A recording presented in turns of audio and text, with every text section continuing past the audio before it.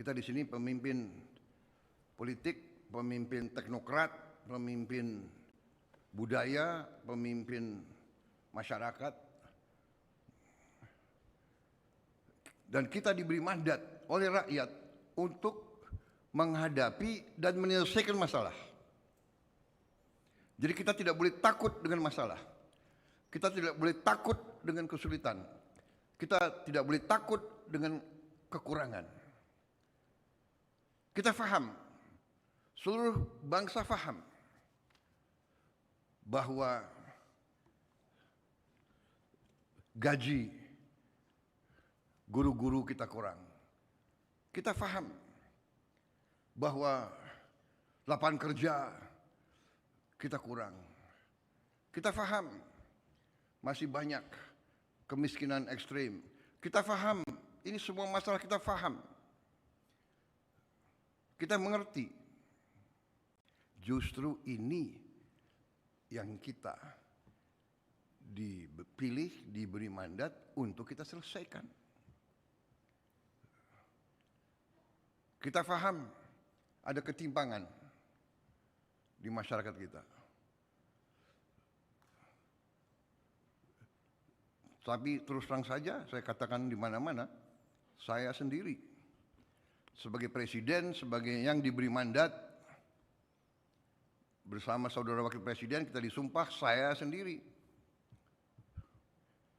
tidak menduga sesungguhnya betapa beberapa masalah itu sangat di luar perkiraan kita. Terjadi suatu distorsi terhadap perekonomian kita. Telah terjadi mengalir keluar kekayaan kita secara signifikan. Ribuan triliun, ratusan miliar dolar tiap tahun dengan praktek-praktek under invoicing, pemalsuan laporan. Under invoicing adalah pemalsuan laporan perdagangan. Praktek-praktek transfer pricing, praktek-praktek penyelundupan, hal-hal yang sesungguhnya sungguh tidak masuk akal dan sesungguhnya tidak adil bagi bangsa kita. Dan ini bukan data dari kita, ini data internasional, ini data dari lembaga-lembaga internasional, ini data dari PBB di antaranya.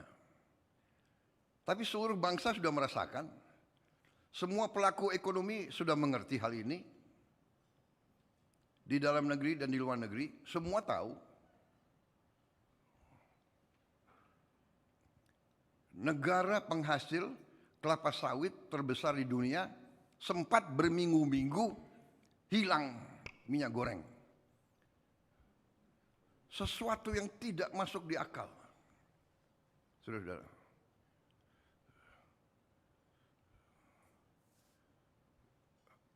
Jadi saudara-saudara, kita dihadapi dengan masalah yang sangat besar.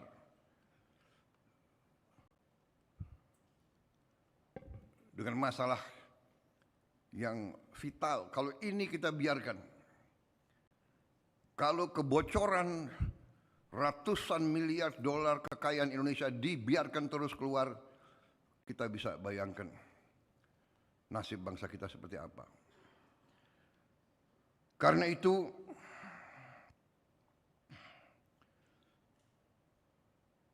saya ingatkan, kita diberi mandat untuk menyelesaikan masalah, dan seharusnya kita bangga bahwa ternyata dalam kurun waktu ini telah banyak masalah dan kesulitan yang telah kita selesaikan. Mungkin hitungan kita terakhir lebih dari 108 masalah, 110 masalah yang kita selesaikan dalam 1 tahun lebih 18 bulan pemerintahan kita. Ini prestasi yang bukan kecil. Kita rendah hati. Kita tidak mau menupuk-nupuk dada. Kita tidak mau dan kita tidak boleh besar kepala, tidak boleh sombong. Itu watak kita sebenarnya. Watak bangsa kita.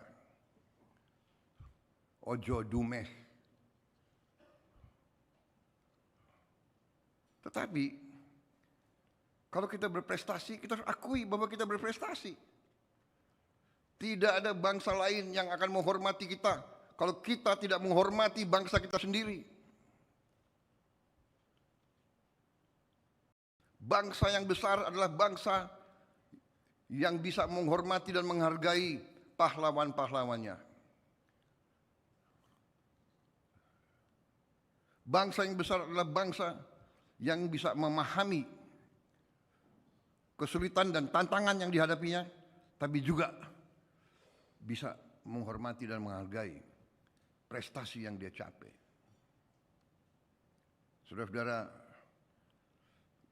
tanpa kita sadar karena kita sibuk dengan bekerja, kita ternyata dalam tahap ini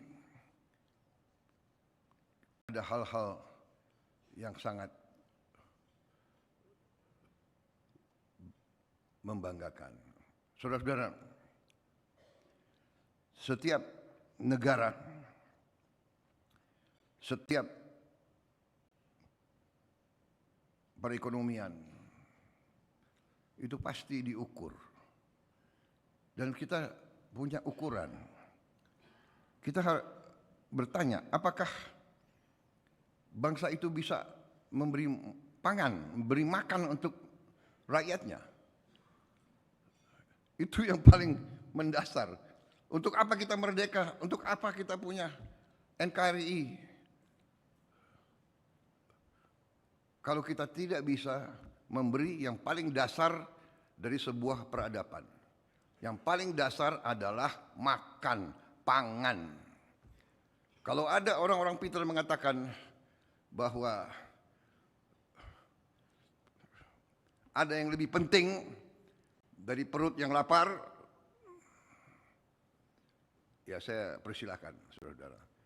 Yang saya tahu dari sejarah ribuan tahun peradaban manusia, tidak ada masyarakat yang bertahan tanpa pangan. Punah. Peradaban punah kalau tidak ada makan. Untuk menjamin pangan perlu air, perlu lingkungan yang dilestarikan, perlu lahan yang subur, perlu kebijakan yang benar. Kita bertanya sekarang, apakah harga pangan terkendali? Apakah pupuk tersedia untuk rakyat, untuk petani, dan harga yang terjangkau? Kita bertanya, apakah anak-anak sekolah memperoleh makanan bergizi di sekolah? Saudara-saudara, saya diserang karena ingin memberi makan bergizi untuk anak-anak Indonesia. Memberi makan untuk anak-anak Indonesia, untuk ibu-ibu hamil, untuk orang-orang lansia, dianggap pemborosan. Tapi ribuan triliun yang menguap, yang pergi dari bumi Indonesia tiap tahun selama 34 tahun, tidak ada komentar. Tidak ada pakar yang protes. Tidak ada investigasi.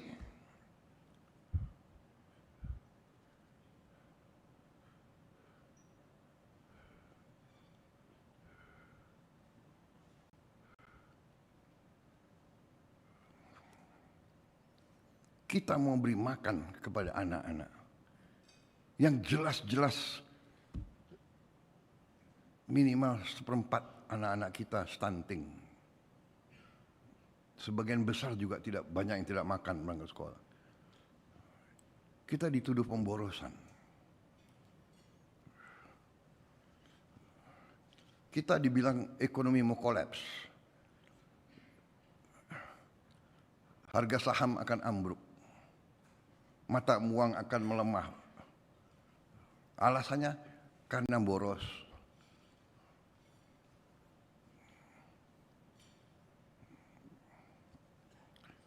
Saudara-saudara,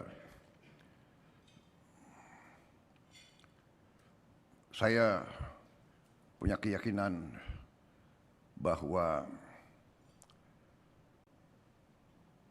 fundamental pemikiran ekonomi dan politik bernegara yang disusun oleh pendiri-pendiri bangsa kita, saya punya keyakinan bahwa itu masuk akal, benar. Undang-Undang Dasar 1945 lahir dari perjuangan lama, lahir dari pengalaman penjajahan, lahir dari imperialisme. Apa arti imperialisme? Imperialisme artinya adalah diambilnya kekayaan sebuah bangsa oleh bangsa lain.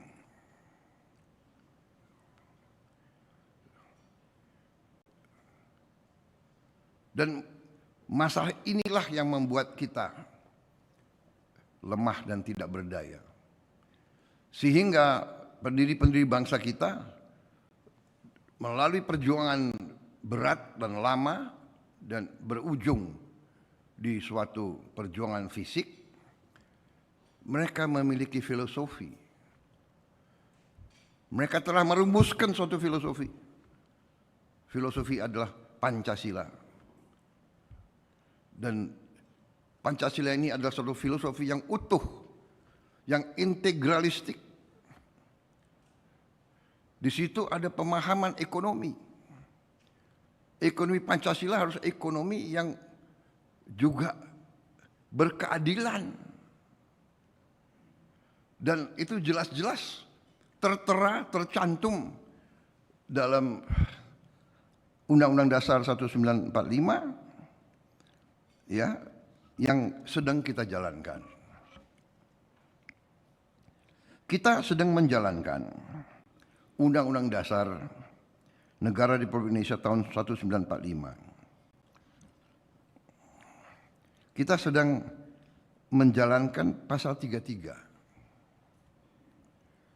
Perekonomian disusun sebagai usaha bersama berdasarkan azas kekeluargaan.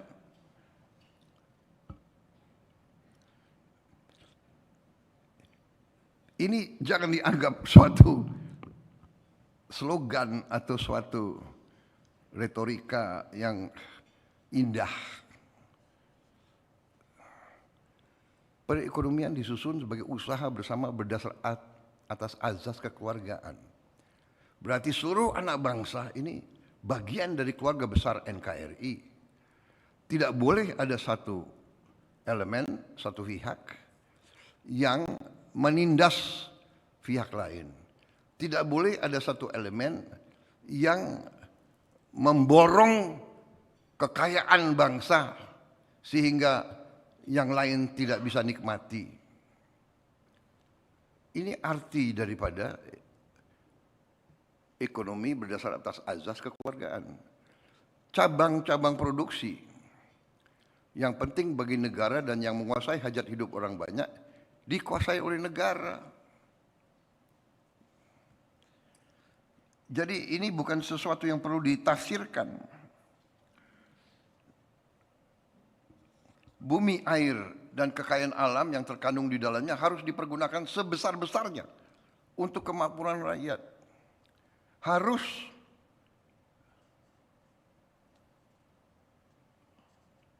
digunakan, ya, dikuasai oleh negara dan dipergunakan untuk sebesar-besar kemakmuran rakyat.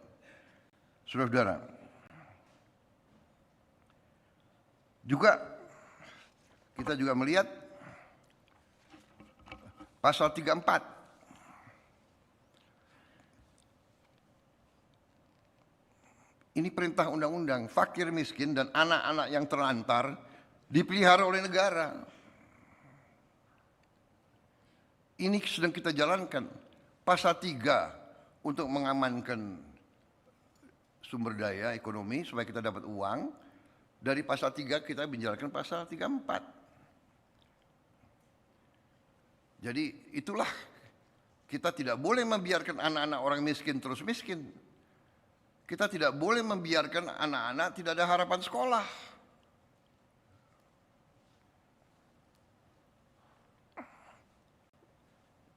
Ini sudah kita jalankan. Negara mengembangkan sistem jaminan sosial bagi seluruh rakyat dan memberdayakan masyarakat yang lemah.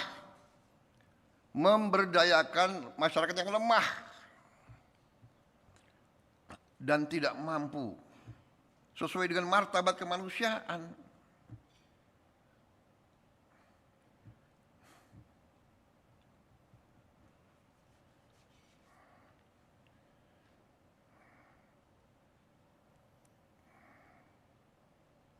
Negara bertanggung jawab atas penyediaan fasilitas pelayanan kesehatan dan fasilitas pelayanan umum yang layak.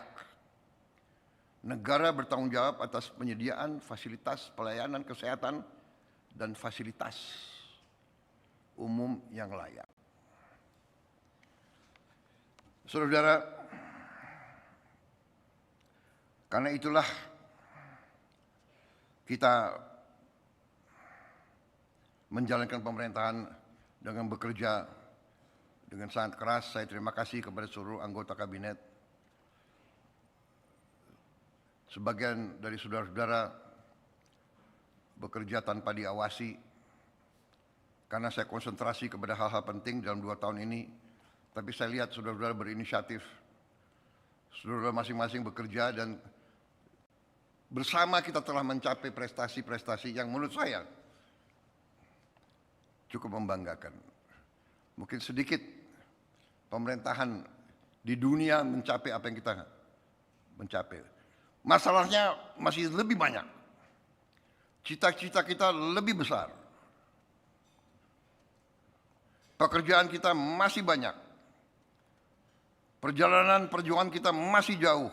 Tapi kita sudah melihat sekarang apa yang kita sudah capai. Bulan ini akan kolaps, bulan ini akan kolaps, bulan ini akan kolaps.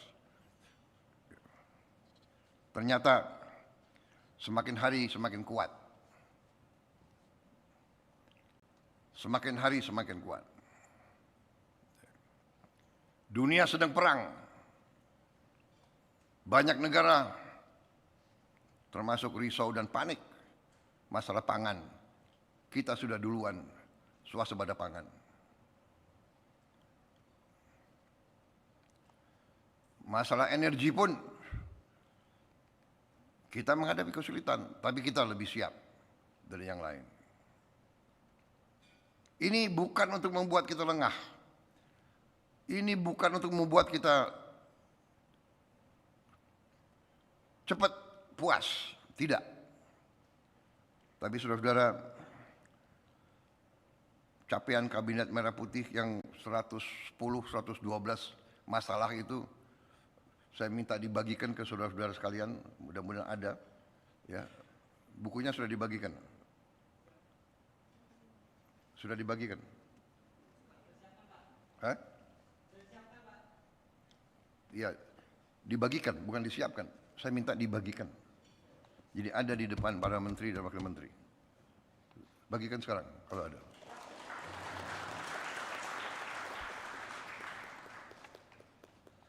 Ya, saudara-saudara. Saudara-saudara, prestasi kita cukup besar. Prestasi kita nanti sejarah akan mencatat. Tadi saya sudah sebut kita sudah swasembada pangan 8 komoditas pangan. Cadangan beras kita tertinggi selama sejarah NKRI. Nilai tukar petani kita tertinggi selama sejarah NKRI. Kita sudah mencetak atau menghasilkan B50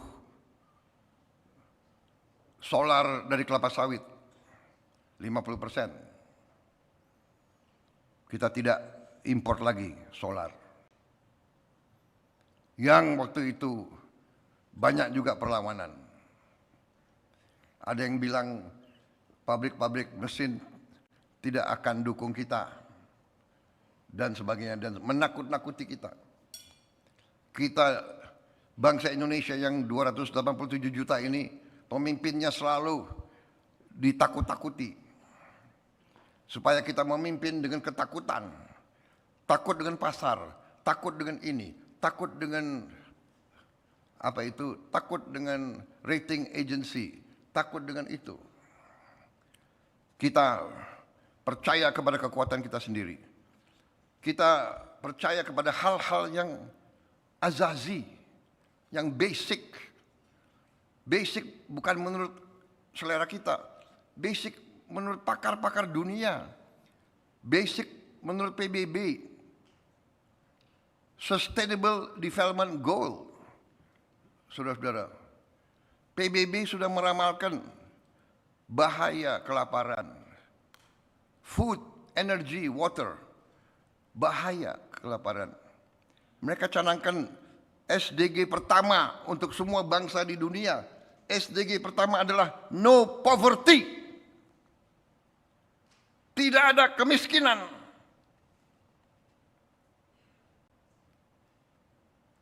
Kalau kita mau bantu rakyat kita yang miskin, dibilang pemborosan. Kalau kecurangan, penyelundupan, diem.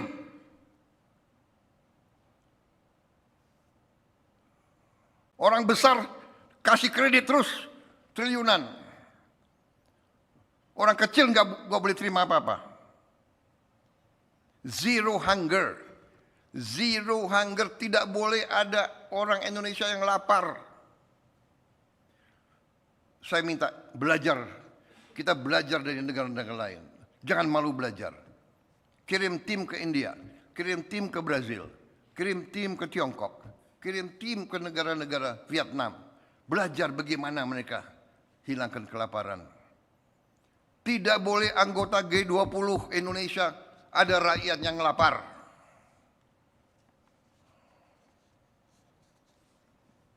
SDG ketiga, good health and well-being.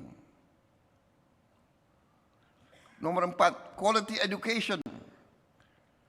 5, gender equality. 6, clean water. 7, affordable and clean energy. Decent work and economic growth. Industry, innovation, infrastructure, reduced inequalities. Saudara-saudara, ini yang kita sedang kerjakan.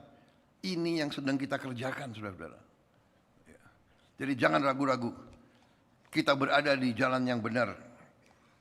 Kita berada di jalan yang rasional. Yang tidak rasional adalah tadi illegal mining, illegal kebun, illegal logging, penyelundupan, under invoicing, transfer pricing. Itu adalah fraud, itu adalah pidana, itu yang tidak rasional. Jangan dibalik, yang sudah diramalkan zaman edan, yang benar disalahkan, ya kan? Yang salah dibenarkan, ini tidak. Kita yakin kita di atas jalan yang benar. Jadi saudara, salah satu prestasi kita yang nanti akan dikenang oleh sejarah, saya percaya, untuk pertama kali dalam sejarah bangsa Indonesia, kita telah berhasil membangun suatu dana kedaulatan yang kita sebut Danantara. Dana kedaulatan. Danantara singkatan Daya Anagata Nusantara. Daya, energi, Anagata, masa depan, Nusantara, tanah air kita. Jadi Danantara adalah suatu dana kedaulatan di mana tabungan-tabungan, kekayaan aset-aset negara disatukan, dikonsolidasi, dimanage dengan rapi, dan ini menjadi cadangan, ini menjadi energi untuk masa depan Indonesia, untuk anak, cucu, dan cicit kita. Dan alhamdulillah, kita untuk pertama kali dalam sejarah kita punya dana kedaulatan ini, dan antara ini yang nilai asetnya bernilai lebih dari 1.000 miliar dolar. Yang selama ini sering tidak bisa kita pantau. Sering kita tidak mengerti kekayaan kita di mana. Saudara-saudara, saya masuk kabinet sebelum ini, kabinetnya Presiden Joko Widodo. Saya mengikuti, tapi saya belum menguasai angka-angka. Saya sendiri anggota kabinet, saya mengira bahwa jumlah BUMN itu berkisar di antara 300 sampai 350. Saya kaget. Waktu saya jadi presiden, saya diberi laporan BUMN itu jumlahnya 1.077.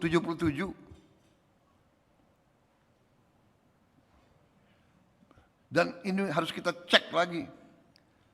Ada BUMN yang bikin anak perusahaan, dia bikin lagi cucu perusahaan, dia bikin lagi cicit perusahaan. Dan saya terima kasih, saya bangga pimpinan daripada Danantara dalam tahun pertama, 18 bulan pertama sudah berhasil mengurangi jumlah tersebut dari 1.077 di akhir bulan ini, di akhir 31 Juli mereka sudah menutup, mengkonsolidasikan, memerger sehingga dari 1.077 berkurang 250 BUMN, sudah berkurang 250. Nah, ini boleh tepuk tangan dong. Tepuk tangan. Saya kira, maaf ya, mungkin Ketua Den Pak Luhut dan bisa dicek di dunia. Mana ada negara yang menutup state owned enterprise 250 dalam 1 tahun.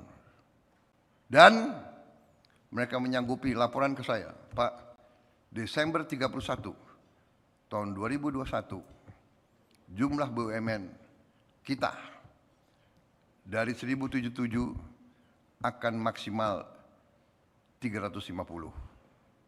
Berarti di akhir 2026 mungkin 700 BUMN yang akan kita tutup, kita merger, kita konsolidasi, berkurang dari 1077 akan menjadi maksimal 350. Dan mereka laporan dengan ditutupnya 250 BUMN, overhead, biaya rutin yang bisa diselamatkan adalah 50 triliun. 50 triliun. Gaji direksi, gaji komisaris, sewa gedung, bayar listrik, bayar transport, bayar ini, rapat kerja, 50 triliun. Desember 31 saya kira ini mungkin angka penghematan bisa naik. Bisa mendekati 70-80 triliun. Saya terima kasih dari pimpinan Danantara. Kemudian untuk menghadapi fenomena tadi, ya ini prestasi yang lain saya kira, ya proyek abadi, gas abadi Masela, 28 tahun mangkrak. Saya berangkat ke Tokyo, saya ketemu pimpinannya perusahaan-perusahaan Jepang itu, Inpex ya, Impex. Saya sampaikan dengan baik dan sopan. Saudara masih berminat enggak? Kalau saudara tidak berminat, saya akan alokasi, saya akan tunjuk perusahaan lain. Sopan tapi tegas. Kak, ya sebagai bangsa Indonesia yang ramah, nggak mungkin kita kasih ultimatum kan? Bukan ultimatum itu, himbauan. Benar itu, saya yang mulia. Apakah Jepang masih berminat? Masalahnya bangsa Indonesia sangat butuh energi, sangat butuh devisa. Habis itu pulang-pulang ya, kalau Menteri SDM boleh saya tekan-tekan ya, nggak apa-apa kan tekan-tekan. Saya bilang, Menteri SDM 6 bulan tidak ada kegiatan, cabut. Sekarang kita tidak toleransi. HGU, HGB, SIUP, izin kita beri. 2 tahun tidak ada kegiatan, 2 tahun tidak ada kegiatan, cabut. Untuk mengatasi apa itu, segala praktek under invoicing, etc., ya, laporan palsu, saya kumpulkan KKSK, ya, Menteri Keuangan, Bank Indonesia dengan OJK dan tim ekonomi kita telah kumpul di Istana Merdeka. Ketua DEN hadir dengan beberapa penasihat-penasihat bidang ekonomi. Waktu itu saya gambarkan, saya minta pendapat mereka semua. Apa kita mau teruskan ini? Aliran uang ratusan miliar dolar ke luar negeri, kekayaan kita, dari sumber daya kita, mau kita teruskan? Mereka semua bilang tidak bisa Pak, jangan kita teruskan. Bagaimana caranya kita tidak teruskan? Akhirnya diusulkanlah sistem ekspor satu pintu untuk komunitas-komunitas milik bangsa dan negara. Dan saya ingatkan, semua komunitas adalah milik bangsa Indonesia. Bumi, air, dan semua kekayaan yang terkandung di dalamnya itu milik bangsa Indonesia. Nikel, karet, semuanya. Kelapa sawit, batu bara, emas. Sehingga kita terapkan ekspor satu pintu dan kita dirikan PT DSI, Danantara Sumber Daya Indonesia. Iya kan, itu Danantara Sumber Daya Indonesia. Di depan DPR waktu itu kita umumkan 20 Mei 2026, 20 Mei hari yang signifikan, hari kebangkitan, ya, hari kebangkitan nasional kita. Kita dirikan PT DSI, mulai beroperasi penuh pada 1 Juli sebagai instrumen negara untuk memperkuat tata kelola dan konsolidasi ekspor komoditas strategis. Saudara, kita bangun sistem ekspor satu pintu agar negara mengetahui berapa yang diekspor, kepada siapa dijual, berapa harga sebenarnya, berapa devisa yang seharusnya kembali ke Indonesia. Itu tujuannya. Ya biasa, pertama banyak yang nyinyir, yang dan sebagainya, tapi ternyata dunia luar mengakui bahwa ini adalah langkah Indonesia yang benar.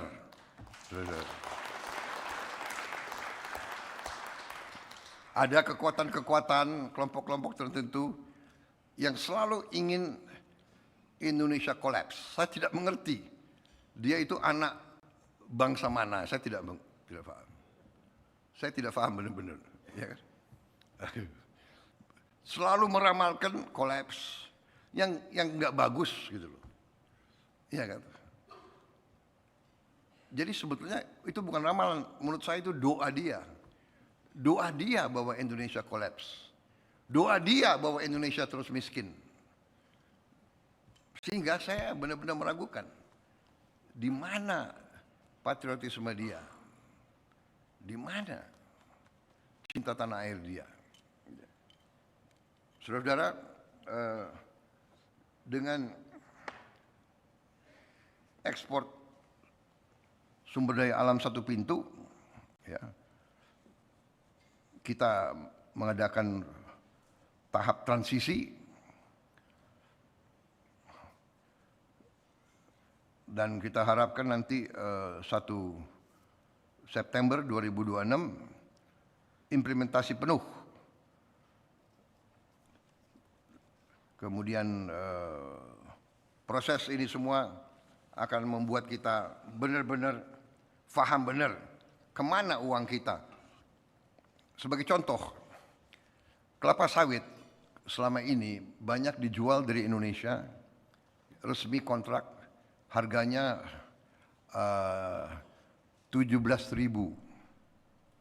CPO ya, 17.000 per 17.000 rupiah ya. Iya benar, Menteri Pertanian. 15.000 per kilo.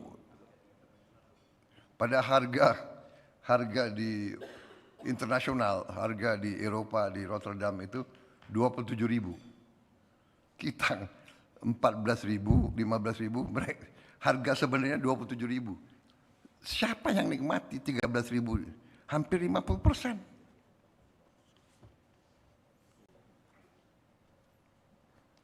Jadi permainan seperti inilah yang menusuk hati kita, ya. Jadi perusahaan dari Indonesia dia ekspor, begitu di sini dia jual 14.000. Dalam perjalanan ke Eropa, konon kabarnya berubah-ubah lagi dealnya, kontraknya, sehingga di sana 27.000. Jadi kita hilang 50% kekayaan kita. Satu kali perjalanan kita hilang 50% kekayaan kita. Jadi kita sekarang tegakkan, dan saya terima kasih saya dapat laporan dari saudara Rozan, CEO dari Danantara, ya, bahwa baru 1 bulan 2 minggu bekerja, PT DSI beroperasi, PT DSI sudah mengelola devisa sebesar lebih 10,5 miliar dolar. Dalam 1 bulan 2 minggu, saudara-saudara. Ya. Dan ternyata dari angka yang masuk, sebelum ada PT DSI, gap perbedaan antara harga dijual di Indonesia dan harga dijual internasional itu kurang lebih beda minimal 30%, mendekati 40-45%. Begitu ada PT DSI, udah hampir menyatu. Saya lihat grafiknya. Jadi karena kita tegas meneruskan praktek ini praktek penipuan. Meneruskan, semua izin kita cabut. Saya tidak pandang bulu. Kita cabut semua izin mereka yang tidak mau patuh kepada hukum di Negara Kesatuan Republik Indonesia.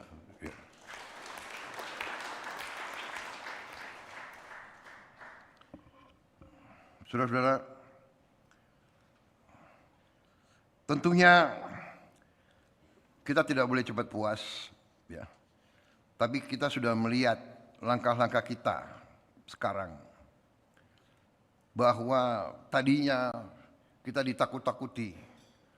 Ada rating agency, ya, global rating agency, nanti akan kasih raport jelek Indonesia.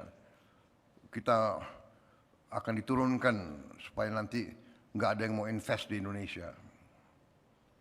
Saudara-saudara, bukan kita takut, tapi ternyata Standard and Poor, S&P, mereka sendiri sudah umumkan bahwa mereka menilai bahwa pembentukan PT DSI adalah tepat. Mereka yang mengatakan bahwa itu langkah tepat bagi bangsa Indonesia, saudara. Dan itu bisa meningkatkan penghasilan kita, revenue kita. Kemudian mereka tetap tidak menurunkan outlook. Kita tetap outlook stable. Kita tetap punya rating investment grade, emerging market. Bukan kita selalu harus puas dengan rating bangsa lain. Sekali lagi saudara, percaya kepada kekuatan kita sendiri. Kita hidup di dunia global, tapi kita harus percaya kepada kekuatan kita sendiri. Kita percaya kepada fundamental kita sendiri. Ya. Apapun terjadi, kita sekarang pangan aman, energi cukup kuat, air kita berlimpah-limpah, tinggal manajemennya. Ada daerah yang kurang, jadi fundamental kita kuat. Lahan kita cukup. Kita sudah buktikan rawa kita rubah jadi sawah. Rawa yang tidak bermanfaat kita rubah jadi produktif. Saudara, kita sudah mulai dipandang. Dan kita akan buktikan. Saya yakin dan percaya kita akan jadi lumbung pangan dunia. Saya percaya itu. Saya tidak tahu di zaman siapa nanti, tapi saya percaya itu, saudara-saudara. Semua orang sudah meramalkan kok kita akan jadi negara kelima, keempat. Semua. Hanya kita sendiri kadang-kadang. Bukan rendah hati, mengarah ke rendah diri. Ya kan? Saudara-saudara,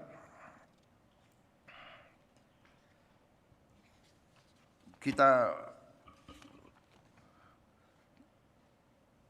yakin bahwa kita berada di arah yang benar,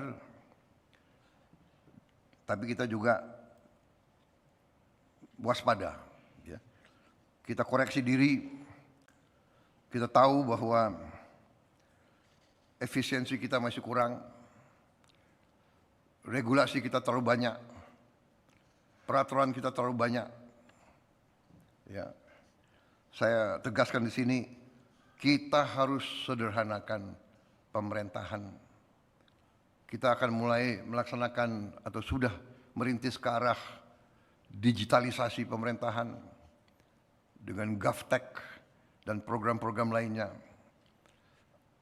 Saya berharap nanti single national identity card bisa dieksekusi, bisa diimplementasi dengan sebaik-baiknya. Ya, kita terus sederhanakan peraturan-peraturan menteri dan sebagainya harus juga sinkron dengan nafas penyederhanaan, deregulasi, dan efisiensi. Saudara-saudara, kita juga salah satu prestasi kita adalah kita sekarang memiliki sistem perlindungan sosial, menurut saya salah satu terkuat di dunia, salah satu. Kalau kita ikuti semua program-program ini, dan program-program ini adalah hasil dari pemerintah-pemerintah sebelum kita. Saya selalu mengakui, tidak ada pembangunan bangsa, tidak ada transformasi bangsa yang sepotong-sepotong. Ini adalah long march. Semua yang kita miliki dari Bung Karno. dari Pak Harto, dari Pak Habibie, dari Gus Dur, dari Megawati, dari Presiden SBY, dari Pak Jokowi. Semua yang kita miliki sekarang hasil dari kerja keras mereka, hasil dari kerja keras pemerintah mereka.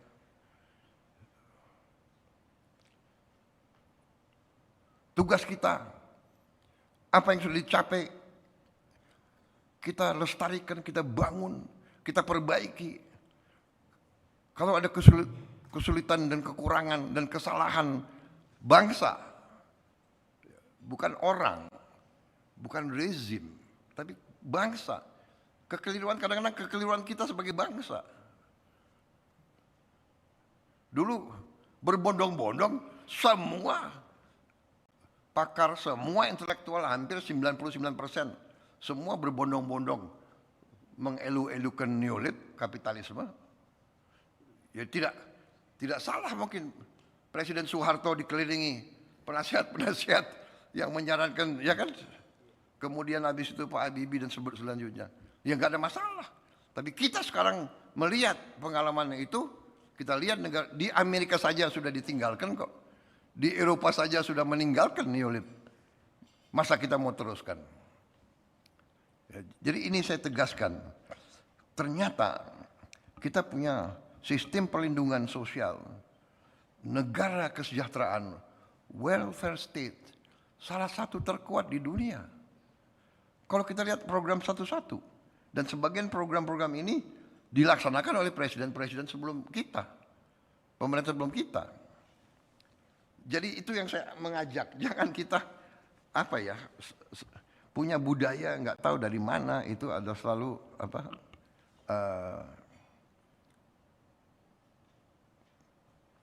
selalu mencari kekurangan dan kesalahan, habis itu mencaci maki pemimpin, walaupun pemimpin sudah sepuh, pemimpin sudah gak ada, pemimpin sudah turun dan sebagainya. Masih, ini bukan budaya yang baik. Saudara-saudara, kalau kita lihat upaya untuk mengurangi dan menghadapi orang miskin sangat besar. Kita punya program Keluarga Harapan, 10.000 keluarga, desil 1, 2, 3, dan 4, 10 juta, 10 juta keluarga, berarti kurang lebih 40 juta rakyat Indonesia menerima antara 75.000 sampai 250.000 rupiah per bulan. Sekolah rakyat, anak-anak dari desil yang paling miskin, total yang diterima itu 4 juta per bulan. Kartu Indonesia Pinter, ya.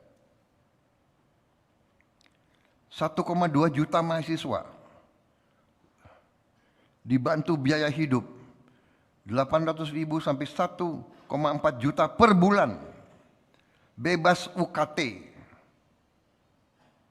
UKT singkatannya apa itu? Uang kuliah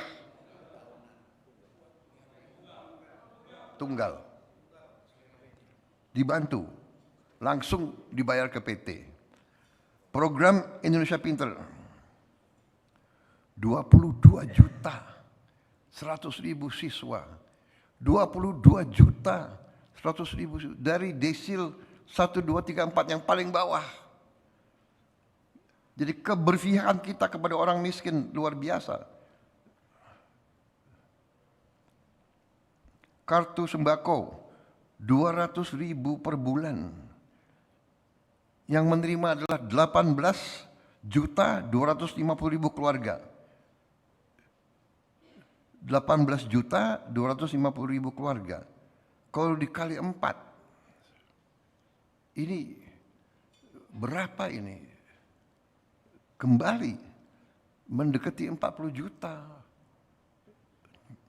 Bansos atensi 83.000 orang menerima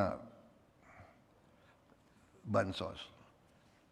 Jaminan kesehatan nasional, jaminan kesehatan nasional 96.800.000 orang, nyaris 100 juta.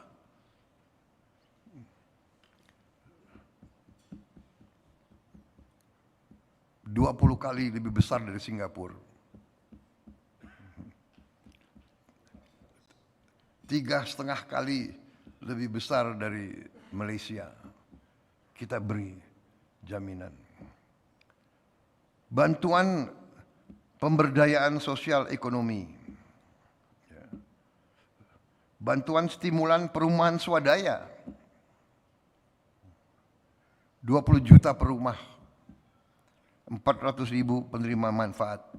Nanti saya minta Menteri Perumahan, Menteri Sosial dikaji kembali. Apakah ditambah penerima manfaat sehingga indeksnya bisa dikurangi, ya dengan mungkin kita tidak kasih uang tapi kasih bahan, ya kasih semen, kasih genteng, kasih kayu atau kasih baja ringan dan sebagainya, supaya lebih banyak bisa menerima. Fasilitas likuiditas pembiayaan perumahan FLPP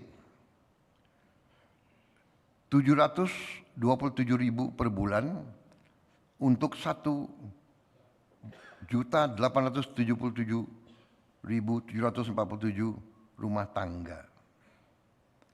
Bantuan bencana, saudara-saudara, ya, cukup besar bantuan bencana kita adalah 30 triliun rupiah per tahun.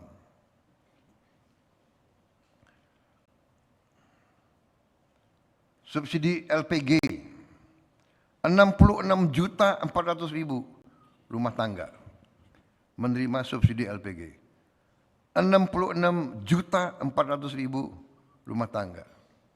2 kali Malaysia. 12 kali Singapura. Boleh juga ya pemerintah Republik Indonesia. Saudara-saudara, saudara bangga jadi menteri, bangga jadi pemerintah Indonesia. Ya. Saudara-saudara, tanpa kita sadari sebetulnya what we have achieved.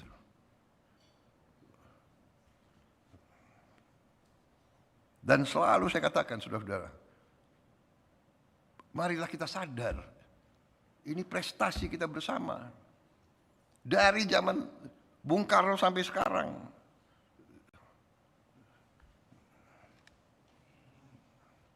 Subsidi dan kompensasi solar. Ada 484.000 rumah tangga. Kompensasi Pertalite, nah ini 89.000 rupiah per bulan, 33 juta orang, 33 juta rumah tangga, hampir 33.787.364 rumah tangga. Subsidi dan kompensasi listrik 130.000 rupiah sampai 150.000 rupiah per bulan. 87 juta rumah tangga. 87 juta rumah tangga.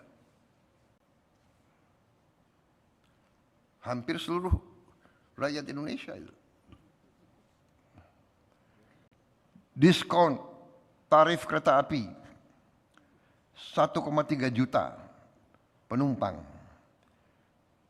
Diskon angkutan laut hampir 500.000.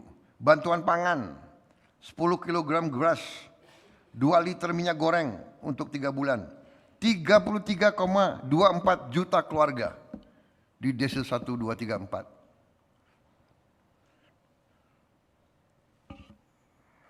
Tunjukkan negara mana seperti kita. Pasti ada yang lebih hebat, pasti. Tapi untuk bangsa Indonesia, not bad lah. Ya. Jangan anggap enteng kita terus. We are strong. We are strong, we are rich, and we will be richer. Kita akan lebih kaya, saudara-saudara sekalian. Karena kita tidak mau jadi lugu lagi. Kita terlalu lugu, terlalu naif, ya, terlalu baik. Wartawan masih ada ya? Masih ada. Sebentar. Makan bergizi gratis, MBG. Ya.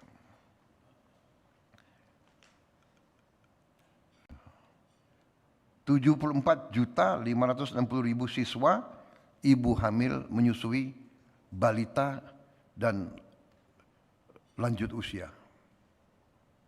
Saudara. Cek kesehatan gratis 130.800.000 orang ini. Pertama kali, kalau ini pertama kali cek kesehatan gratis itu. Ya. Kita cek, tahu kondisi, tahu masalah, tahu apa yang kita harus kerjakan sekarang. Ternyata rakyat kita banyak sekali yang sakit gigi, giginya rusak. Artinya dokter gigi kurang. Tapi kalau kita nggak tahu bagaimana? Program afirmatif 150.000 sarjana S1 fresh graduate magang 6 bulan.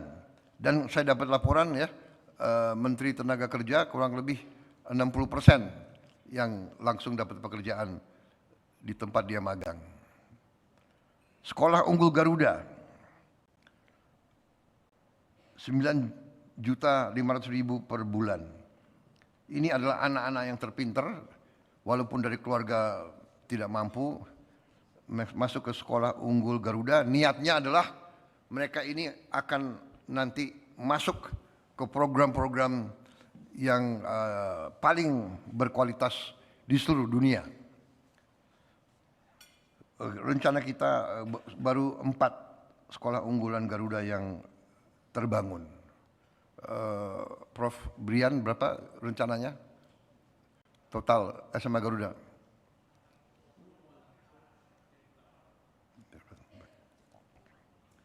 Beasiswa LPDP 23.289 mahasiswa untuk dalam negeri dan luar negeri. Beasiswa S1 Garuda, beasiswa S1 Unhan, beasiswa Sekolah Taruna Nusantara, subsidi pupuk Rp334.166 per bulan. Penerimaan manfaat 14.205.757 petani dan pembudidaya ikan menerima subsidi pupuk.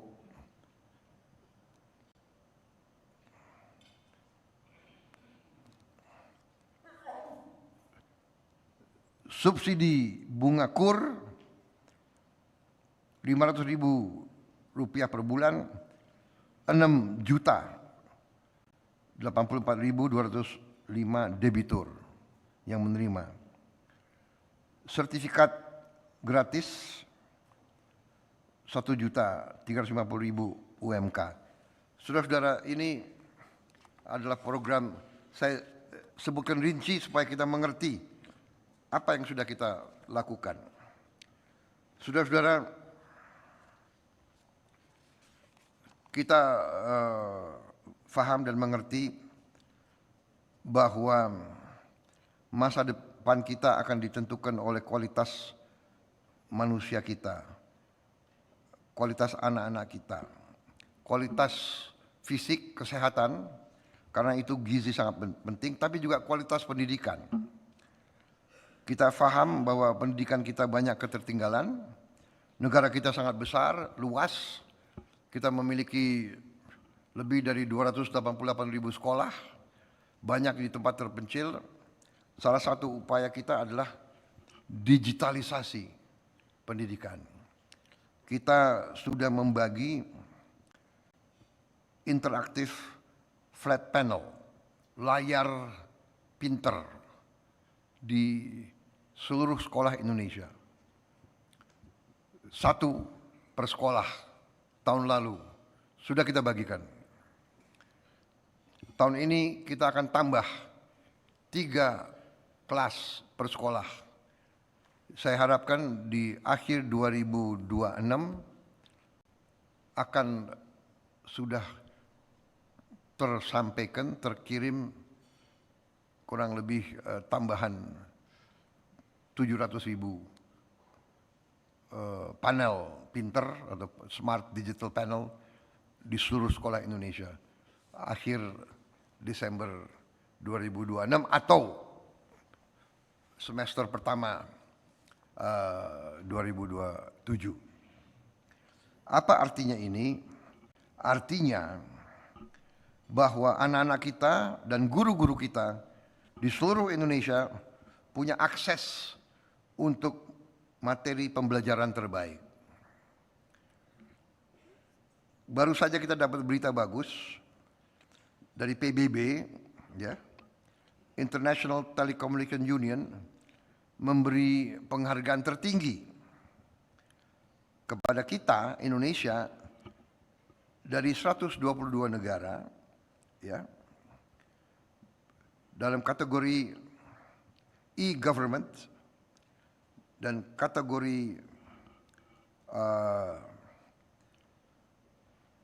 digitalisasi pendidikan. Bahwa kita punya apps yang dilaksanakan oleh Menteri Dikdasmen, ya, Kementerian Dikdasmen, rumah pendidikan, portal terintegrasi dengan interaktif flat panel yang kita bagikan, telah digunakan oleh lebih dari 6,9 juta pengguna. Menyediakan 4.843 sumber belajar gratis dan membantu ratusan ribu guru di daerah tertinggal, terdepan, dan terluar. Penghargaan dari PBB ini membuktikan digitalisasi pendidikan kita diakui dunia. Kita melompat. Kita melompat, saudara-saudara. Kita tidak cepat puas, perjalanan masih jauh, tapi kita ingin memperbaiki semua sekolah kita. Tahun ini kita akan selesai 77.000 sekolah renovasi. Tahun depan target kita 100.000, tahun 2008 100.000. Kita berharap di 2029 seluruh sekolah Indonesia sudah direnovasi. Seluruh sekolah di Indonesia sudah direnovasi.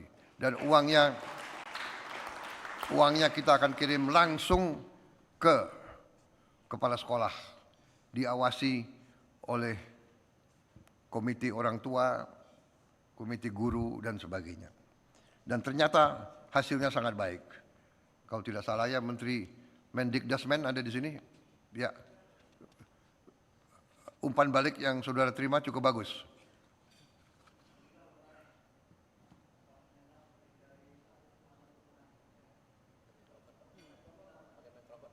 Ya. Baik.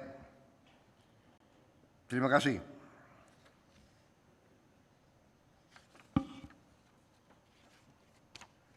Saudara-saudara, digitalisasi pemerintahan mutlak harus kita lakukan. Kita tidak boleh mempunyai puluhan aplikasi yang tidak saling berbicara. Kita tidak boleh meminta rakyat berkali-kali memasukkan data yang sama. Kita tidak boleh membiarkan rakyat mengeluarkan uang hanya untuk membuktikan bahwa dirinya miskin. Saat ini dari laporan Dewan Ekonomi Nasional, digitalisasi program bantuan sosial telah dijalankan di 43 kabupaten dan kota pada 26 provinsi. Sudah sekitar 1 juta keluarga terdaftar dari target 12,5 juta keluarga. Sebelumnya untuk mengurus berbagai dokumen dan mendaftar bantuan, sebuah keluarga dapat mengeluarkan biaya sekitar Rp150.000. Sekarang proses itu dapat dilakukan secara gratis. Ini manfaat langsung dari digitalisasi. Tapi tentunya kita harus melangkah lebih jauh. Data sosial, data kependudukan, data pendidikan, data kesehatan, data pekerjaan, data perumahan, data penerima bantuan harus terintegrasi dengan perlindungan keamanan yang kuat. Jangan sampai ada orang mampu menerima bantuan karena datanya tidak diperbarui. Jangan sampai ada keluarga miskin tidak menerima bantuan hanya karena tidak mengenal pejabat atau tidak memahami birokrasi. Kalau sistem kita akurat, target 0% kemiskinan ekstrem menjadi jauh lebih mungkin kita capai. Kita juga telah menghadirkan mall pelayanan publik di 313 kabupaten dan kota. Dalam satu tempat, masyarakat dapat mengakses sampai dengan 150 jenis pelayanan. Ini kemajuan. Tapi seluruh pelayanan yang memungkinkan harus tersedia secara digital. Rakyat tidak perlu mengantre berjam-jam. Rakyat tidak perlu berpindah dari kantor ke kantor. Pemerintah harus datang kepada rakyat melalui teknologi. Saya ingin Indonesia memiliki pemerintahan digital kelas dunia. Saudara-saudara sekalian,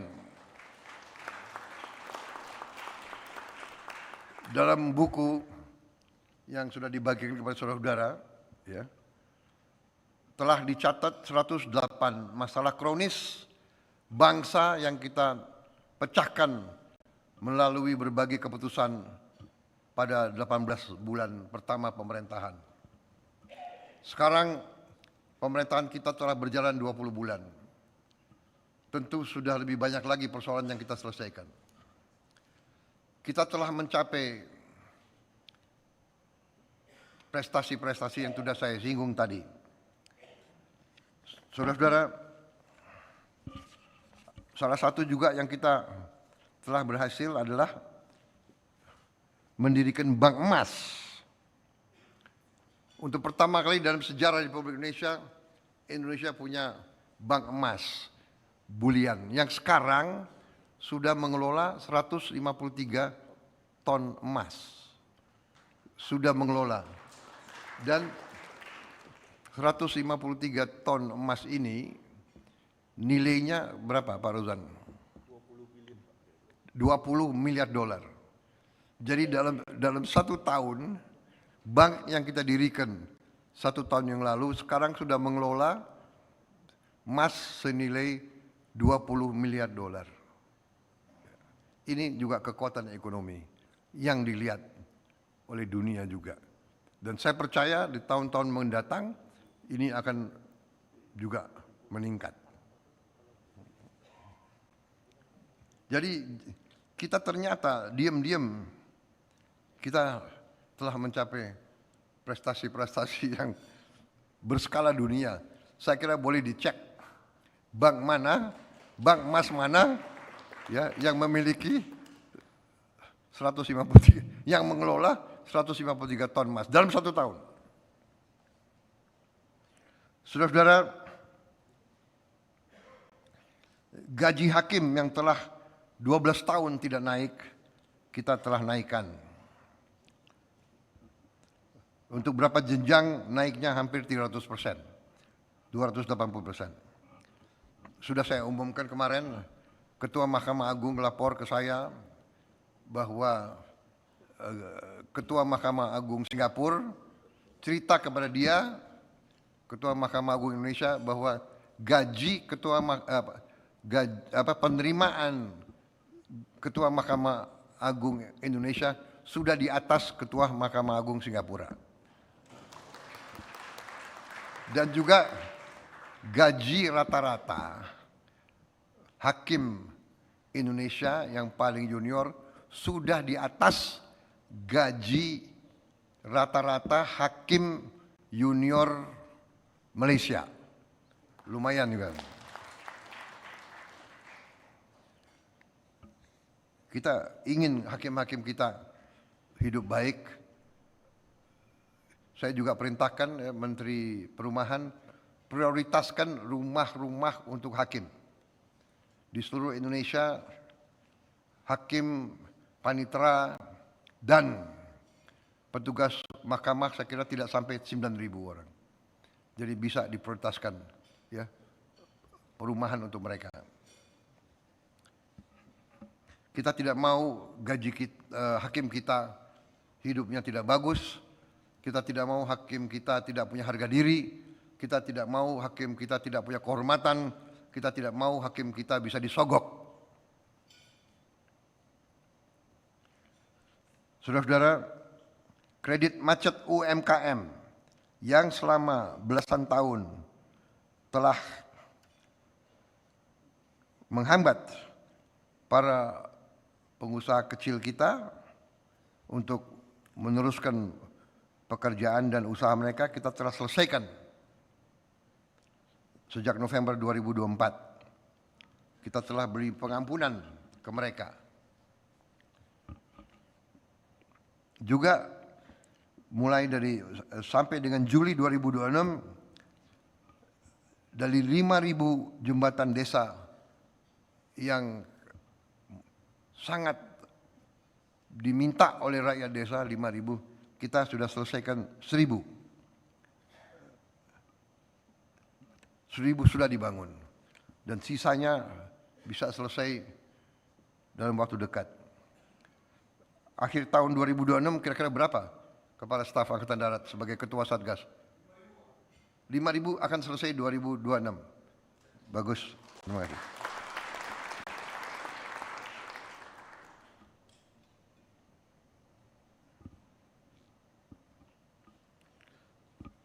Saudara, kita sudah membangun 100 kampung nelayan merah putih. Target kita akhir tahun lebih dari 1.000 kampung nelayan merah putih harus beroperasi. Saudara-saudara, kita sudah mulai beroperasi lebih dari 1.000 koperasi daerah merah putih, koperasi desa merah putih.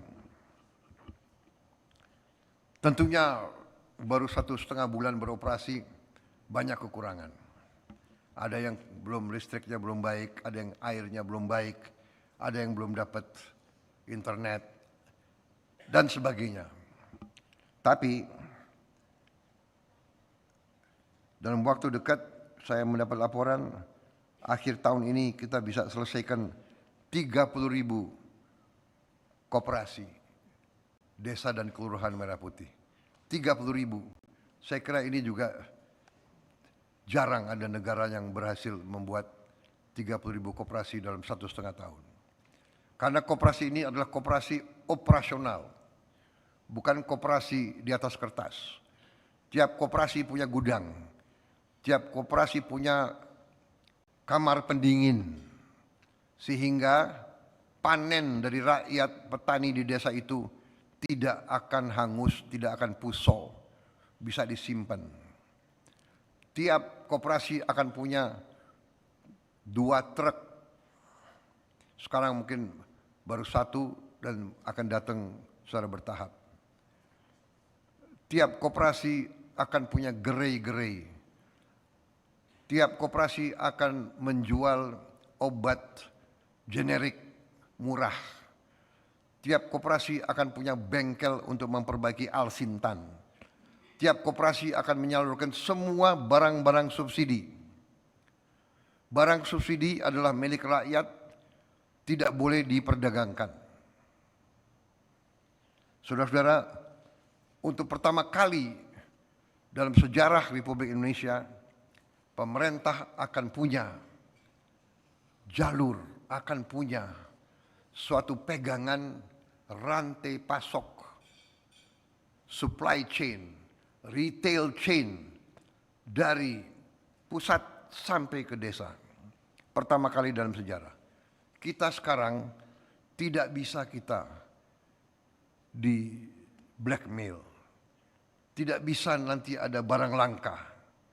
Tidak bisa nanti ada menimbun barang di saat kritis.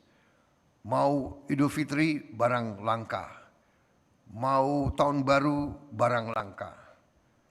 Tidak bisa karena kita akan mengerti di mana langka, di mana lebih. Suatu desa kelebihan telur, di desa lain kurang, kita akan paham dan mengerti, dan kita akhirnya akan lebih baik dan lebih cepat untuk mengendalikan inflasi. Saudara-saudara, khusus untuk Koperasi Desa Merah Putih ini, saya ingin jelaskan sedikit. Niatnya tadi adalah untuk menghilangkan rentenir. Rentenir itu hidupnya adalah dengan mengisap darahnya petani kita. Dengan bunga 1% sehari, tidak mungkin petani produsen kita bangkit.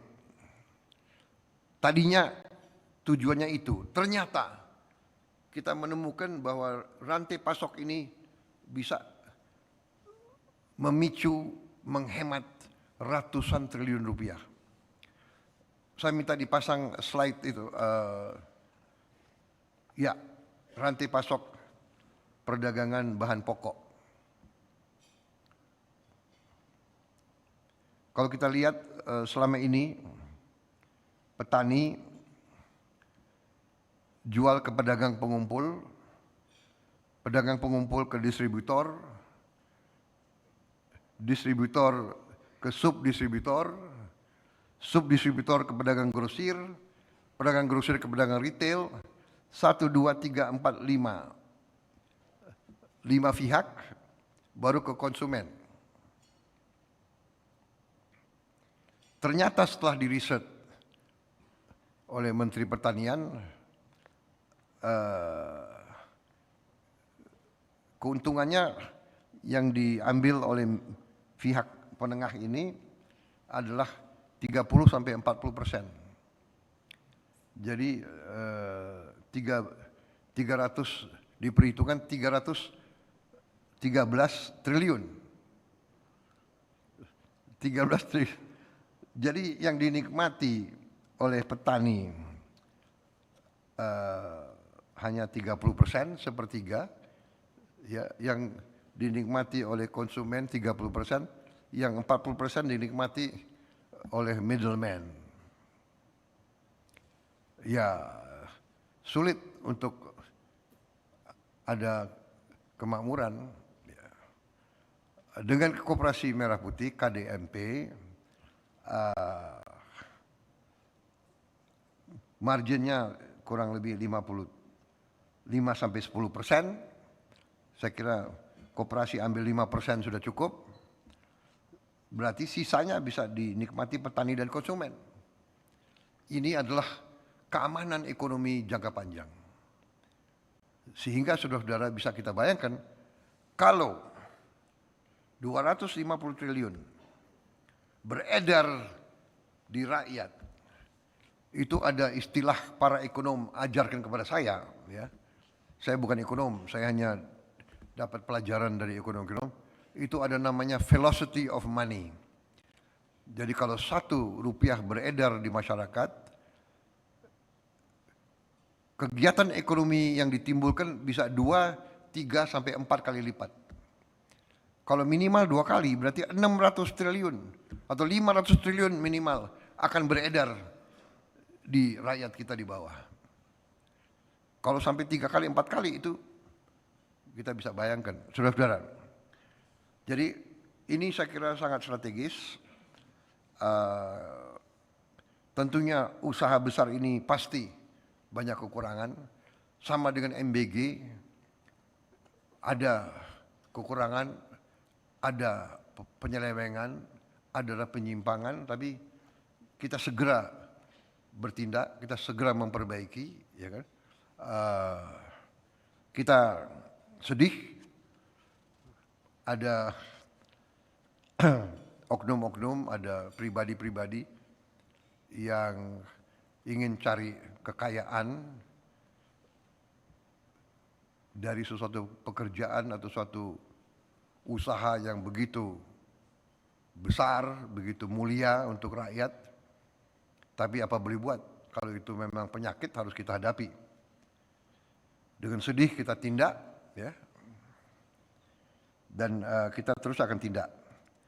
Sekali lagi berkali-kali saya bilang bahwa percayalah kita tidak akan pilih kasih, kita tidak akan tebang pilih, kita tidak akan tidak bertindak terhadap penyelewengan. Tentunya kita butuh kearifan kadang-kadang.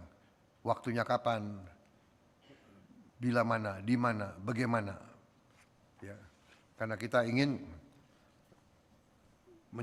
menyehatkan badan Indonesia. Kalau ada orang umpamanya kena kanker, jalan pintas bisa, potong aja tangannya, atau potong aja kakinya, kan begitu. Tapi mungkin dengan ketepatan, dengan terapi, dengan teknologi, dengan kita bisa tanpa terlalu merusak badan. Sama, saya dapat pelajaran bahwa ekonomi suatu negara sama dengan badan kita. Kalau kita melihara badan kita dengan baik, ekonomi badan kita akan sehat.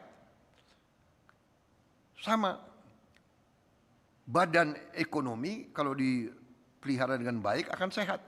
Tapi kalau diracuni dengan markup, dengan korupsi, dengan penipuan, dengan under invoicing, dengan transfer pricing, dengan pat gulipat, permainan antara birokrat sama pengusaha, antara bank kasih kredit ke itu saja, ya rusak, sakit.